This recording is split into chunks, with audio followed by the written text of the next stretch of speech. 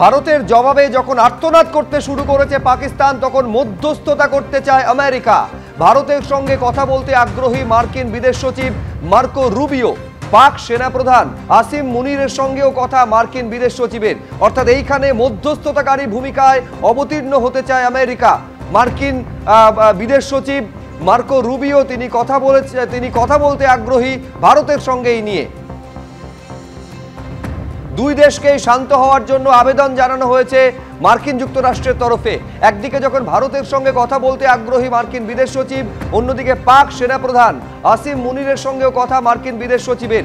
দুই দেশকেই, অর্থাৎ ভারত এবং পাকিস্তান দুই দেশকেই শান্ত হওয়ার বার্তা আমেরিকার। পাশাপাশি কথা বলতে পর্যন্ত আগ্রহ প্রকাশ করেছেন।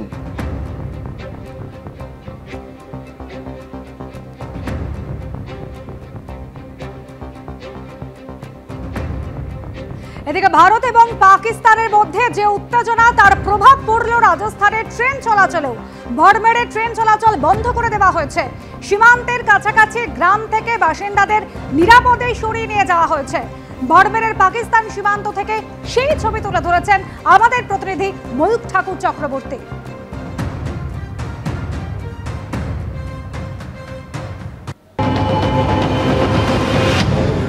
Train operations stopped at Jaisalmer, অর্থাৎ যে এখানে যে ট্রেন অপারেশন চলছিল সেটা ওই মুহূর্তে বন্ধ হয়ে গেছে।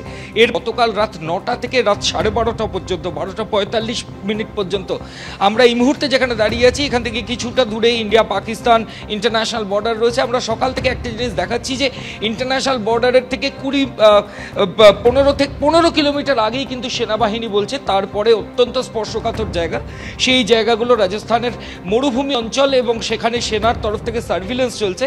কাজেই সেখানে কভারেজ করলে অনেক ক্ষেত্রে অসুবিধা হতে পারে। ঠিক সেই কারণেই সেনাবাহিনী যেখানে আটকাচ্ছে আমরা সেখানে দাঁড়িয়ে পড়ছি।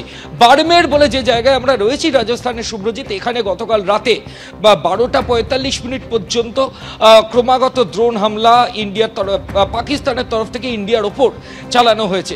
এবং ইন্ডিয়ার এই অ্যান্টি ড্রোন যে মিসাইল যে ডিটেকশন করার যে ক্ষমতা ডিভাইস, সেইটা দিয়ে সেই ড্রোনগুলো তারা ডিটেকশন করেছে।